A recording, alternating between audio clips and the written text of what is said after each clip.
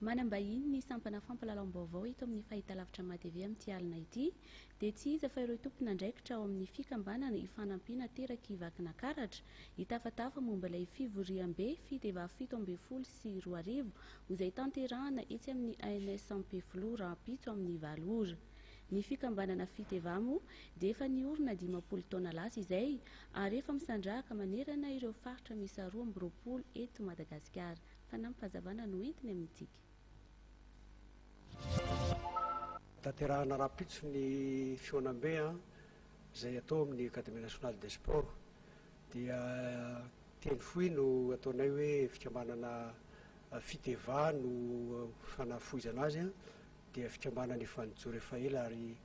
ny asa atao anatin'ny sehitry ny fanampiny ny pray tanindrazana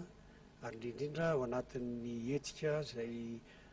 merenany indray zany ny hafanampo sy ny firaisan-kina zany dia ho tanterahana Rampitso zany fionam-be zany ao amin'ny Académie nationale des sports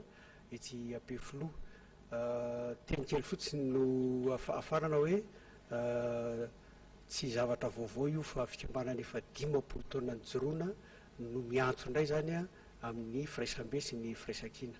Ny fikambanana fiteva dia le hoe fikambanana ifanampiana miteraka vakina karatra zany hoe ao anatin'ny fikambanana ny ara-tsosialy ny tena mibahana ary izay ny tena antony hijoroan'ny fikambanana. Fa ihany koa fikambanana izay hoe mba ahafahan'ny fikambanana miaina, ny fikambanana manana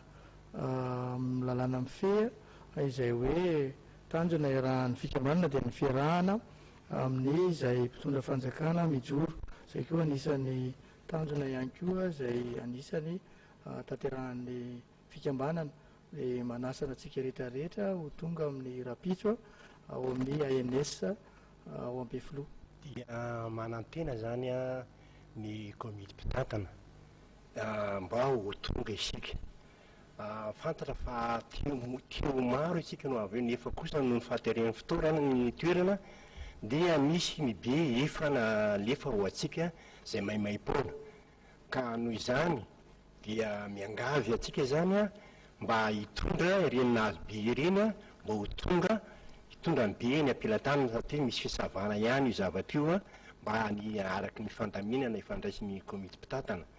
ary miangaviny isika mba hitondra vilia sotro kopy ary saritapaka 3 dia amin'ny Valora ny fotoana dia misy mo fotoana ao zanaky ny artista avy any an-tanàna anafanatsika ao ny finanana ovy voaporiporitra dia mino fa ho avitsika rehetrarehetra anasehoy an'izany fakatiavana indrindrandrindra ny ara-tsosialy ho ijerentsika indray ireo taranaka avy any amin'ny faritra Tsirabe sy ny manodidina ny distrika fito iny zay dia tahin'Andriamanitra daholo isika ary ho tonga somatsara ary engany mba ho tahin'Andriamanitra tsika tokoka.